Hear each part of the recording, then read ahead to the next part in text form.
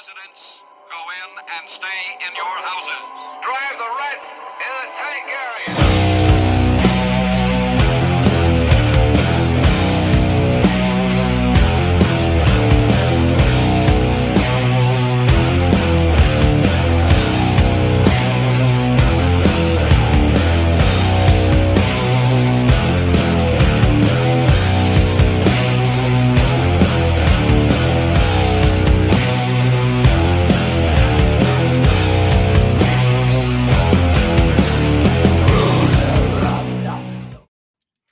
What is up, motherfuckers?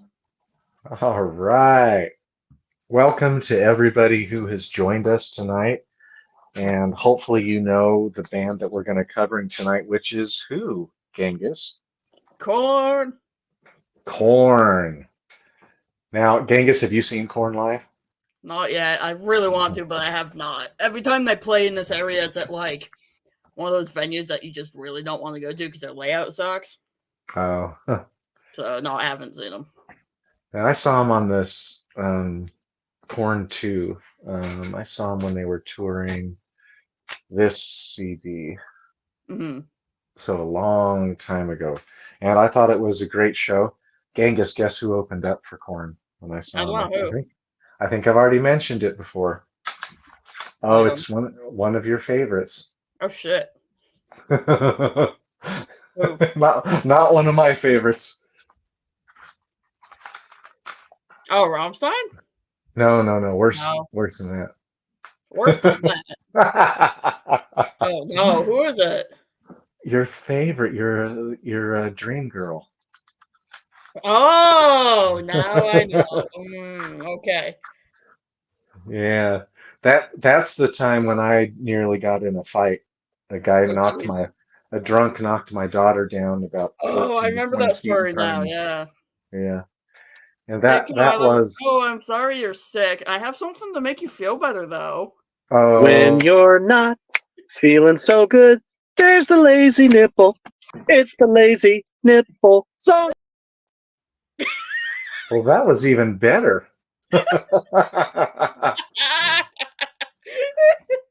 Kyler should feel really special. He should. Since he got that. Ooh, Kyler saw KoRn was Stained. That sounds like a good show. Ah. What year was that, Kyler? Yeah, what year was that, dude? When I saw him, they didn't have Brian Head Welch, and I really, they did sound a little thin live. They had a different guitarist in there, but I don't know. Maybe it wasn't tuned as low as Brian did. That could be. But yeah, so we're gonna go through the top 5 KoRn albums as chosen by us because they have such a huge discography. I mean, there must be 12 albums. 14. 14. It would take us forever to go through all those. Of course, I'm ready with all of my choices. I have all of them on CD because I've been collecting them for forever. It was difficult for me a little bit. I ended up swapping things around in my list more than I thought I would. Yeah, I will unveil my kind of overall impression after doing this one. I was surprised. I'll unveil it a little bit later. But yeah, there were some. My number 1 is what I thought was going to be my number 1. Same. But numbers 2 through 5, I wasn't really sure how they were going to land until I listened to everything. But I can tell why I didn't choose any of the newer stuff. Like for the last, I would say, 15 years, I didn't choose any of those. Okay. Yeah. Okay. But I have reasons. But I have reasons why, and I kind of feel like there's a lot of really good songwriting in the new ones.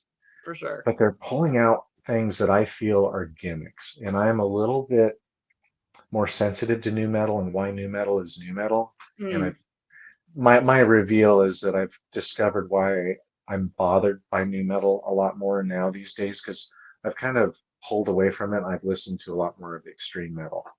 But I will say I'll take any KoRn album over any Metallica album post 1988.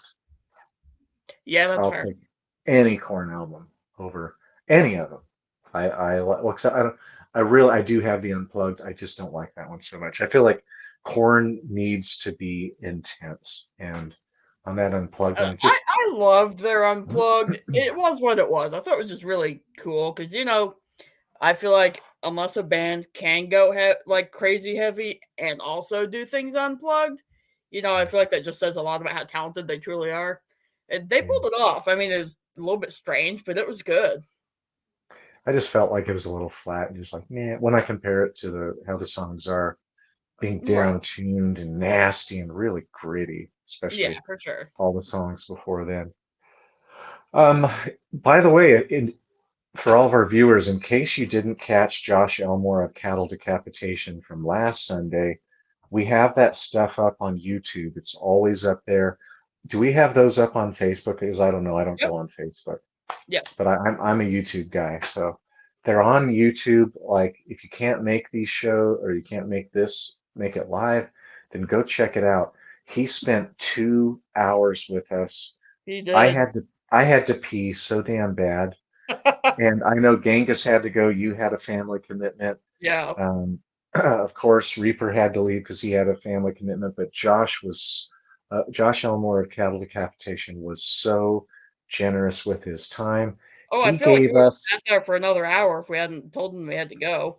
oh heck yeah, he would. He's that great in person. For sure. Um, Now though, like as the band's bigger, and I didn't get to this with him, is he doesn't get to come out with everybody as much. And when Mhm. I saw him just over a year ago, when COVID was still a problem in Atlanta, and he didn't come out at all then. But I think that was a Metal Blade Records thing and a choice for them to stay healthy and not get COVID and Yeah. derail the tour. Like that would be really effed up. So I can totally understand that. But yeah, if you haven't, go back and go through. We have all kinds of videos on YouTube that are archived. Just go through Tracks of the Damned. There's also all Reapers. You guys Yeah. have several different shows that you have on there. I think The Shred is Yep. one. Yeah, so there's a lot of good stuff. We've been working pretty hard for you guys. Like I do a lot of research. I don't get to listen to a lot of newer music because I'm always Right. listening to the bands that we're going to have on for each week. But it's a lot of fun. It's worth it. It is a lot of fun. All right, we're going to get started, or do we want to do a commercial, or do our first number 5 and then do the commercial? Yeah, let's do our number 5s and then do a commercial. All right. All right. So I picked as my number 5 an album that I really like, even though a lot of people hail it. It's probably one of their worst albums. I know which one you're going to say. I'm sure you do. I I'm going to freaking get love it the out. Path of Totality, though. That's their album that they did with Skrillex, and so many people. I still hate that fucking album cover. It's horrible. But anyway, Yeah. I feel like especially in like the metal scene, a lot of people like very anti-electronic, dubstep and all that sort of stuff. I like that shit. So, personal preference. I love that album though, and it has so many good songs, especially like Narcissistic Cannibal. Oh, I love that song. Yeah, good song. Good song. People love to hate this album. I mean, They they really do. really, really love to hate this album. I thought this was a really good choice by KoRn because back then Dubstate it had been out for like a couple of years, but it had really just hit mainstream. Everybody at the tattoo shop when I was apprenticing were totally into dubstep. And then when this came out, yeah, I liked it. It didn't make my top 5, but it's an honorable mention. I do like the Path of Totality. All right. I think that there are aspects in dubstep where things are just a little gnarly, where they kind of jitter Yeah, things, and and some of the drops and stuff are just ugh. yeah, I think a lot of people. I think what it suffers from is you kind of get stuck in that sound, and I think it's hard. Mhm. After a couple of years of hearing it, I think it kind of died down a bit because people kind of wanted more with it. And it has such a distinct identity that I For think it sure. was hard to get, to introduce something new with it. And I mean, this was pretty new for dubstep. I thought Agreed. KoRn was a great choice Oh, absolutely. for that. That's a good album. like a lot of you guys, if and that you brought up a really good point about if you're kind of into like electronic stuff, if you're open-minded toward that, this really might be your KoRn album. It definitely might be. I think it's a really good album. I enjoyed it when it came out. Enjoyed the video they made, and they had the making of that video, which is pretty cool. Yeah. And I think it was right after this album is when they got Brian Head Welch back. I think so, yeah. I think it was right after this album. I always liked him a lot. I don't like his Jesus bullshit. I mean, No. he's not pushy. Like he's really cool about it. Yeah. But yeah, and if that's what saved him from the drugs and stuff, cool. Good for him. Seems like a really cool guy. He looks really cool too. I like all of his eyeliner and the really dark long dreads. Like Yeah. he looks really freaking cool. Cool guy. Well, my number 5 is Follow the Leader. Okay. And it's a good album. Really, really good album. Let's see, which ones like stood out to me? Freak on a Leash, of course. Freak on a Leash. I mean, it's hard for me to pick just one song that I really like from them, but it's pretty damn amazing. I really like it. Yeah, They still had the bass with this was pretty prominent, and they were still growling the guitars quite a bit for this album. All in the Family. I liked Pretty. Mm-hmm. That was really good. Children of the Corn is pretty damn heavy. Dead Bodies Everywhere, Got the Life. Like shit. Yeah. This album, I mean, a lot of big KoRn people would get after me over like, why isn't this higher? But I have my reasons. Like, as I will profess and tell everyone, I am more of kind of an extreme metalhead. And anything that has kind of a pop element now these days, it just feels to me a little gimmicky, and as if For sure. maybe a lot of the new metal bands are more about their image and their projection of different types of things on their stage show, on their videos, how they look a little bit more. Where black metal, yeah, they're going to have that, but they're going to be fucking dark. They have their makeup, they have their candles, their pig blood and skulls and naked women crucified, sometimes Gorgoroth, things like that. But I feel like it's really, really dark. And I don't feel like new metal is so much. So I've kind of pulled away from new metal over the years, but I have a lot of history with KoRn. I can remember when I first heard him, and I was just like, holy shite. What in the hell is this? I loved how gnarly and down-tuned they were using the 7-string guitars. I think Brian Head Welch used a 6-string in the earlier days, but I think he was tuned down to like C, really, really low. And then the first couple of albums, Fieldy's bass was super gnarly, a lot more prominent. Then it just got to where it was real clicky and kind of muted, and I didn't like the bass at that point. Yeah, it's a really good album. I remember the first time I heard it, like years and years and years ago. I was just like, hell yes, great album. And by the way, I am wearing one of my KoRn shirts. Nice. I was really struggling whether to put that one or put the one I did put at number 5, but I decided dubstep needed a little bit of love. All right, what do we got here? Kyler can't listen to KoRn or Slipknot anymore because they got him through middle and high school with the worst years of his life. Oh yeah, I hear you. I could see that, especially KoRn. Absolutely. Unholy shite.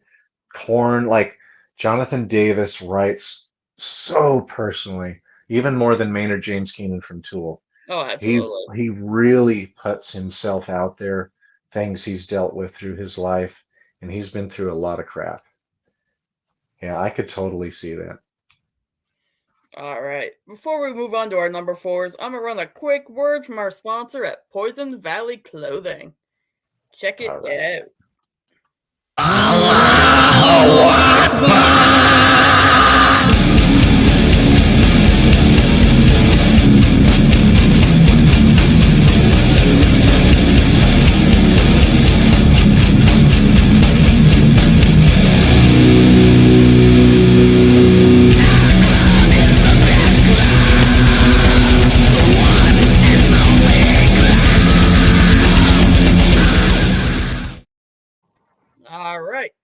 And Whoa. they've got some other new designs that I'm too lazy to add to the commercial, Mm. including ones for Iron Serpent and for Reaper. And so definitely go check out their stuff. It's awesome. Yeah.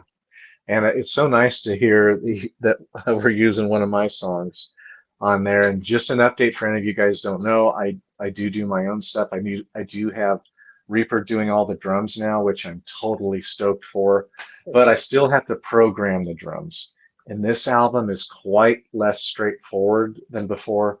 The time changes and there's a quirkiness. It is like funeral doom mixed with black metal for this go around Nice. for the new I album. can't wait to hear it. So it gets really, really slow.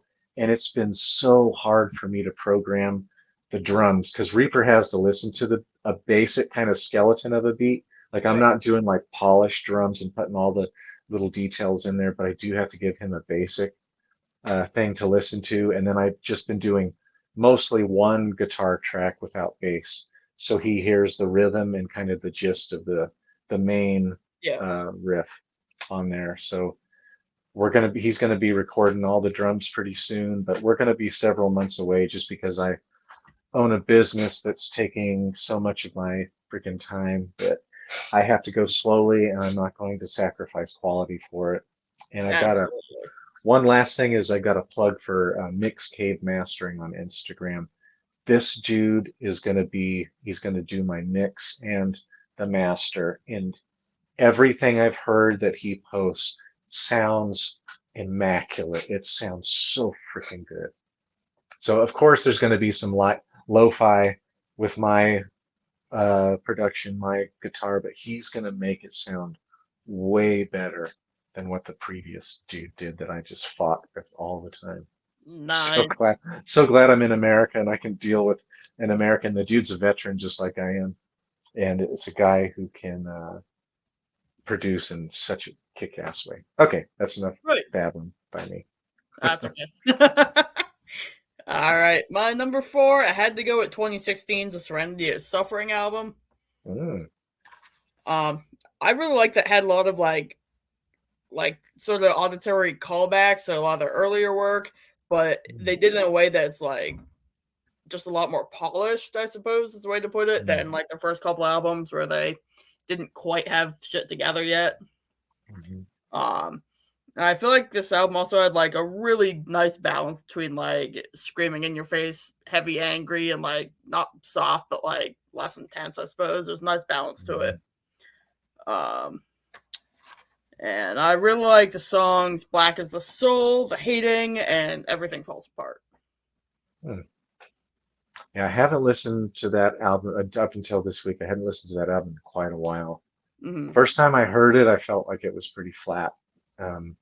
And the thing that I don't like so much, and I think Jonathan Davis does a really good job with it, is his more kind of pop-oriented singing in the chorus. Like I prefer when he doesn't do that, but I still think he does a good job with it. Like I said, I don't think there's any, and I don't think any of their albums are bad. Right. I think it's pretty good. What do you think of the artwork for that one? I got it here. Yeah, show me. Let's see. It's got a little kid out in the middle of a park. What the hell? What did I do with it? Oh, it must have stayed over on. It must be over there. Sorry, I didn't bring it over here. How did I miss that? I'll get it if we get a second. I'll hop over there. Oh. Okay, I thought that art was cool because it, like they're dragging the doll from the Issues album, and there's just other like little elements that are kind of callbacks to some of the other ones. I thought it was neat. Yeah, I don't know what I didn't like is like just, and they've done it on several times, like the Issues doll. Yeah. The Untouchables has a bunch of little kids on the front. I don't like it when they refer, like there's a lot of children. The first self-titled album, like I don't care for that. Even Life is Peachy, here we are with children again on the front. Like that just doesn't do it for me. Dang, I didn't realize how many of their albums are child oriented. A lot of them are. Just about. I mean, not KoRn 2, not that one. Yeah, that's some Yeah, weird yeah. like crow monster thing. Oh, that artist is really good. Like It he's a is really cool. I good fucking love surreal it. artist. I forgot his name. I used to follow him on Instagram. Dang, I could have sworn I brought that thing over here. I brought all my KoRn CDs over here, but oh well. Yeah, but you showed it. All right. Well, my number 4, and I kind of have a funny story. So I was just finishing up my apprenticeship at the tattoo Mhm. studio, and I went in on a Sunday, and one of the guys that was already a tattoo artist, I don't know who the hell he did his apprenticeship with, but he was doing this as a shoulder, like a half sleeve on somebody from the Untouchables. Untouchables is my number 4. Okay. So I really like this album. I like the way that they have got the bass pretty prominent, and it carries a lot of low end that kind of drives and goes along with their down-tuned guitars really Mhm. well. There's a number of songs that are great. Anyways, this dude was tattooing this scene on this guy's arm. It looked nothing like it at Oh all. no. It was horrible. I'm sure whomever that was got that shit covered up like Yikes. very soon after. And like I knew enough about tattooing to like this is like, oh my gosh. You're gonna go viral on Instagram with that piece of shit. Yeah. So, good gosh, they have so many good ones in here. Make Believe, I liked quite a bit. Um, let's see, what is that? Molten Hating. Mhm. Hating is really good. Hollow Life in that one's really good. Yeah, Hollow Life. Yeah, Yes. that's a chorus where he sings that I like. I, like he's doing some pretty damn good singing for that one. There's so many. Alone, Mhm. I think is really good. Yeah, this album, every song is really pretty straightforward and pretty heavy like that. So, Untouchables is my number 4. You're probably right, John. They probably all did have like, you know, like, trauma as kids, and that's part of what Yeah, fuels them yeah, today. But yeah. yeah. What a theme, though. I never really realized that until just now. Almost No, every I album. didn't put that together either. Yeah, just the path of totality. I mean, even KoRn 3 that came out in like I think it was 2010 or 2011. It's got Mm. like what looks to be a creep trying to pick up a little like 10 or 12-year-old girl, which is pretty creepy as well. All All right, right. what's your number 3? I fumbled around a lot trying to decide which one to put at number 3, but I eventually ended up going with "See You on the Other Side" from 2005. Mm, This was the first. They were with the same record label for their first few albums, and then they finally switched to a different one on this record. And I feel like you can really tell. I feel like there was like more distortion and like the transitions between the songs. I feel like were a lot smoother almost than some of the others. Um, and I love how right off the bat you get like this crazy punch with Twisted Transistor. I hmm love that fucking song. That's one of my all-time favorites of theirs. Um, yeah, and then we also had songs like "Throw Me Away" and "Love Song" and "Coming Undone." Coming Undone's pretty good. I like that There's a song. good Yeah, one. yeah. There's some real good songs on here. And If "Tearjerker." Holy shit! I probably like the album, like the paintings that go with this one. Like it's a Yeah, damn good painter, pretty creative with doing this album cover.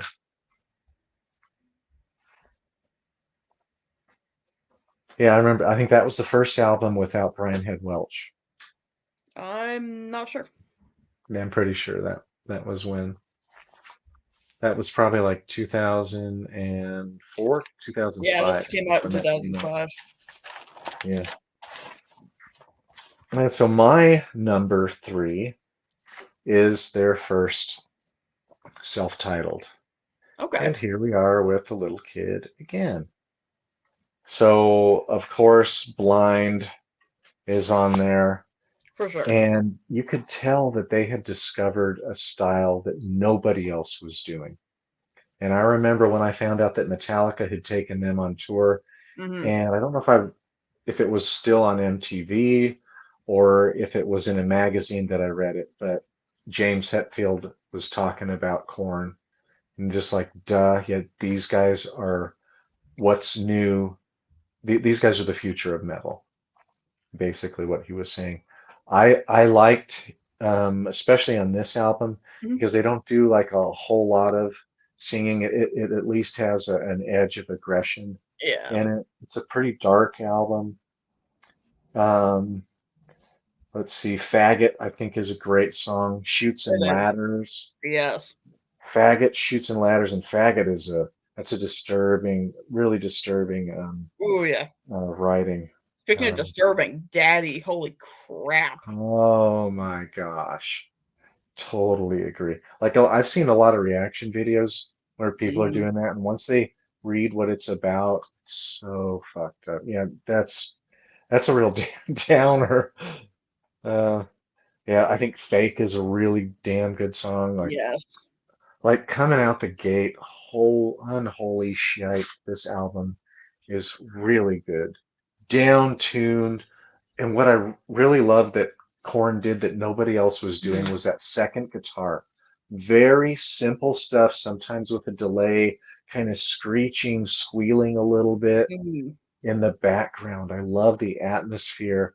And usually Brian was doing those techniques, and Monkey would do more of the chords and the man, just really good. For Like sure. this was when I heard this, I was like, never heard anything like this ever before. So that's my number three. And another note Self-titled about album. that album is, when was the last time we talked about a band whose debut album went platinum? Yeah. I don't think we have. Like that does not typically tend to happen, which is just crazy. Yeah, right off the bat. I mean, right from the beginning, like, "Are you ready?" It's like, yep, I think a lot of people were. Hmm. All right. Well, give me shit or not, but I actually picked their most recent album as my number two. Mm. Well, I did listen to it. I don't think it's bad at all. And I actually probably I think they really tried to go back to their heavier elements with it. Oh, they definitely did. I remember I came out like a year ago. Yeah, it came out in February last year. I stayed up until 1 a.m. to catch the live premiere of it. Holy shit, I was Mm. crying by the end of it. Oh my god, it was just so Mm. powerful and so good. I feel like it had, some of JD's best vocal work, like in a long time, if not ever. Um, and there were just so many different sounds in that album too. There was like one of the songs almost sounded, a little bit doomy, and I forget which one I thought sounded that way. Was it? Might have been "Hopeless and Beaten," I think maybe. But that album is just killer. Um, and I feel like a lot of people didn't expect it to be as heavy as it was, Mm-hmm. especially after like the album that they put out before it. Like, not that there's anything wrong with it, but it didn't quite have that edge quite as much. Mm-hmm. I felt like, Yeah. yeah, Yeah, I think my this favorite album. track on there though has got to be the last track off the album. He starts doing this scat shit, and I'm like, yes, yes, yes. See, though, that's the thing I don't want him to do. Like I liked it for the first time he did it, and then after that, I didn't like it anymore. Oh, I And love that and shit. It gets me pumped up. and I don't want to hear the bagpipes anymore. Just my I think they're personal cool. choice. John, what are some of your top albums and why? I That's a good guess, question. yeah, these people that come in, like I want to hear what they liked as well for their top Absolutely. five. But John, once again, Tyler. I wouldn't call that a bad album though, at all, by any means. And it was a bit refreshing. I can tell they tried to go back to some of their heavier ways. There were a bunch of reviews done, and they were hit or miss. Like some people just fucking hated it, and some people loved it and Also, hey, gave it all kinds of praise. my review on its best. Go check it out. All right. Well, while we're waiting on John and maybe Kyler to give us theirs, my number 5 is, or my, I mean, not my number 5, my number 2 is Life is Peachy. Okay. The first song that I heard was Adidas, All Day I Dream About Sex. I love that song. If that is so catchy. All day I dream about sex now. All day I dream about sex. It's such so good. A damn good you know song. What I want to fucking know though? Why the hell did they start that album with Twist? As I wrote right here in my notes, I'm like, if you make it through Twist, you might be in for a treat. But like, I can just imagine so many people getting halfway through that song and be like, nope, I'm out. That song, I can't. That's a good point. No, that is definitely not one of my favorite songs, but I think it's like, it might be number 1 on Spotify for them. Like it's had the most. Yeah, it's up there. I need to go look this up, right? I would think it would be Blind, but I think it might be Twist. All right, I need to look. Yeah, it's just like the twist. I guess like be a little more creative with that. Yeah, for sure. No, it's not. Yeah, so that's mine. Top couple. Oh, really? Top songs are Coming Undone, Blind, Freak on the Leash, and Falling Away from Me. Oh, Blind. Okay, I was getting it confused with Blind then. Gotcha. Yeah, let's see which one. Good God is probably my favorite song on there. That's the song, if somebody's been fucking with me, that's the song I want to listen to when I'm going into battle and just fucking annihilate somebody. Because that song just builds and builds and builds. Definitely. Why don't you get the fuck out of my face? Now. Like oh man, the energy that is released in that and the way they build it up is really something else. What a powerful song. And I'm not sure why they did a cover of Lowrider, but I dig it. Yeah, good gosh, it's so funny. That's the song I don't like, but I do agree with you on Twist. I don't care for Twist very much. Yeah. But Lowrider, I don't like that. I'll take Ass Itch any day over Lowrider. Shit, Kill You. No Place to Hide. That's a really good one. And they still are using it, to me, in this album, they're using the atmosphere really, really well. And not trying to fill everything up and letting that second guitar fill space. The bass is pretty nasty in there. Porno Creep is really good. Swallow, Lost. Yeah. This is the first album that I bought from them. And first I got a CD that just had like 2 or 3 songs. I know it had Adidas and Wicked on it, and it had maybe Lowrider on there. Gotcha. Yeah, here's once again, there's a kid on the front of the album. Yep. Wonder why they didn't do that for Path of Totality. I don't know. Maybe Skrillex thought it was weird. Yeah. No place to hide. Zooming right through this, I'm going to run another commercial. All right. I believe it's on April 1st. Iron Serpent is dropping their latest video with their latest single, video made by yours truly, and I think it's awesome. Here's a little teaser for it. All right.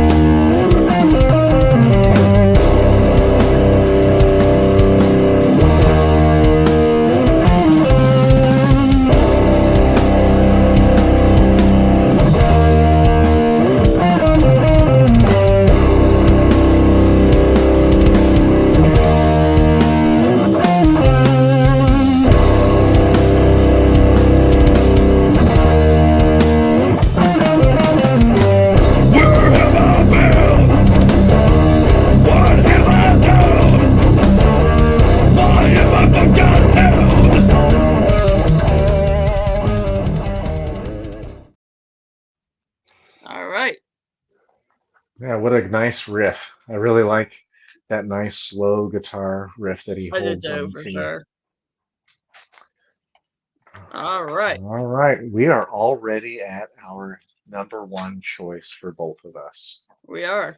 Do you want me to guess what your number one is? Sure.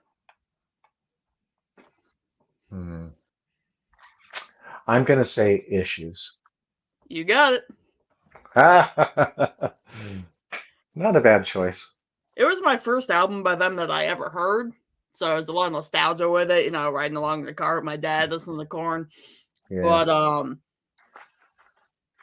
I mean, there's not a single song on this album that I don't enjoy. I mean, most of them are pretty good, but like that one, I don't have anything I don't like. Unlike you, I really like the bagpipe introduction. That's probably like one of the first times you ever heard bagpipes in a metal album, and I dig it. Mhm. I also, in my research, made note that sometime between Follow the Leader and Issues is when Jonathan Davis got off the drugs, and I think it definitely shows in a lot of ways too. Like I feel like this album is a lot more. How do I word things? It's like more real, I suppose, if that makes sense, than the first three. I don't know. Anyway, I'm rambling. I really like the songs Falling Away From Me, Trash, Make Me Bad, For You, Hey Daddy. Yeah. Which is the album that had the Limp Bizkit asshole guesting on?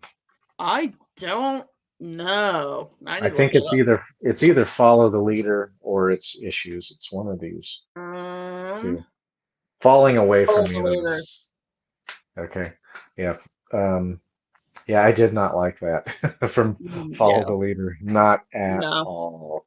And I felt like in these two albums they tried to hit up this kind of rap influence because Rage Against the Machine was huge at that Mhm. time. Limp Bizkit was pretty big at that time. I was into Rage, but because they were super intense and pretty original, but no way Jose for Limp Bizkit. No way in hell. Absolutely not. He actually just put out some new music. I hate it. Yeah, of course. It's so bad. I had the misfortune to be watching an interview with somebody else, and they decided to play that video, and I'm like, oh. Yeah, not into that type of stuff.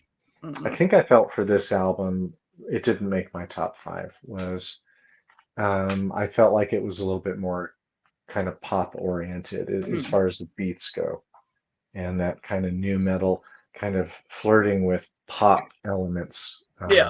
and usually with a beat and sometimes with a vocalization and how they word things like, and not having quite so much darkness. Now, there's Yeah. darkness in the writing because these are like Jonathan Davis Right. writes about a lot of pain, personal pain that's in here, in all of his albums. For But sure. I just didn't feel, I felt like they started getting away from the darkness. What I like. Like, I like my metal really dark, pretty extreme. All right. Well, you want to guess what my number one is? I'm going to guess. Mm,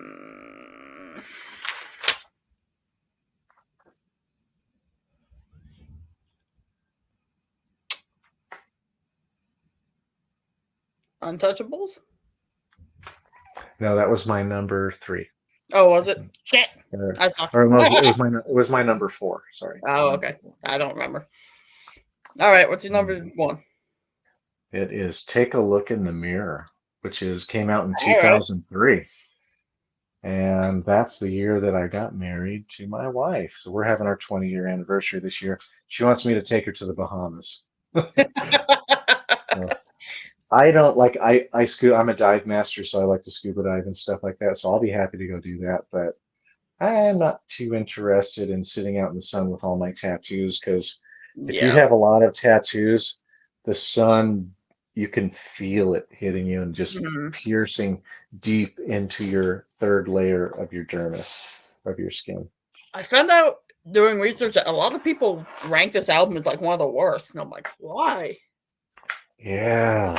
I don't get it.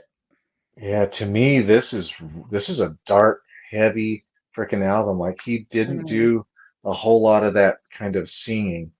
No, and I made note of that. I'm like, there's not as many like radio hit type songs on this album, but that's okay. Right. But what I like the most is Fieldy's bass tone. It is really pummeling, really prominent, and it really works well with both of the guitars in being down tuned. To me, this is their heaviest album. Oh, absolutely, without a doubt. In my opinion.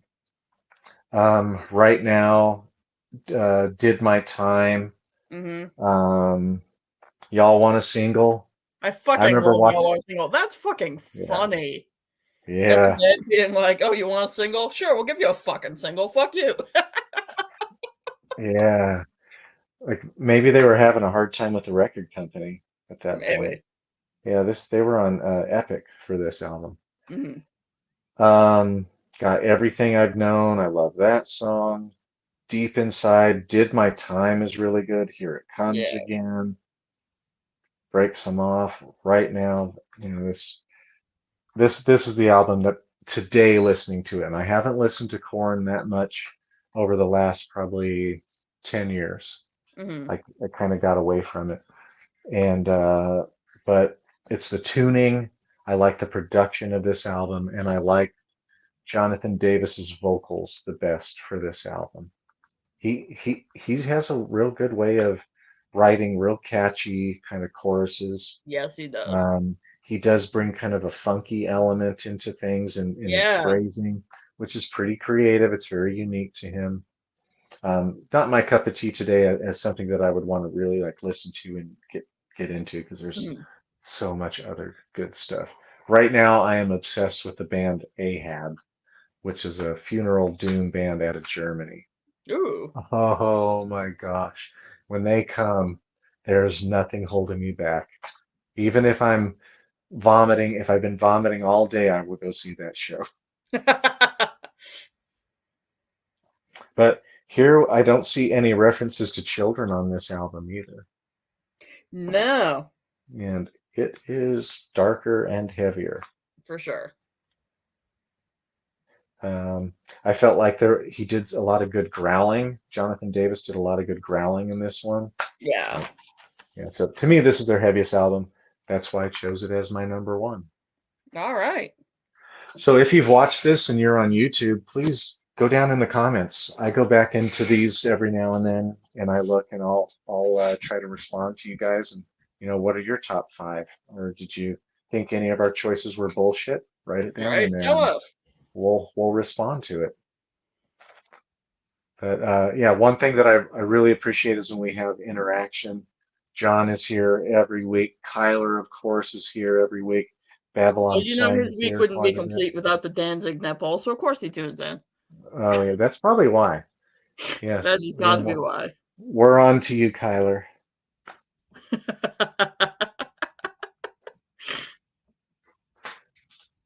All righty, so it looks like we're probably going to be doing these on Sundays from now on, correct? I believe that's the plan, yeah. And I think 9 o'clock Eastern Standard Time, 8 Central is going to be the time that we're going to stick with. So I think we're moving to Sundays. So if you want to catch this, we do this almost every Sunday. There might be, in a couple of weeks, we might take a break for a week and not do one, but we'll see. Yeah. And we'll let you know. Absolutely, we will. All right. Well, thank you all for tuning in, and we'll see you next time. And as always, make sure, spend your week, do it right, and stay heavy.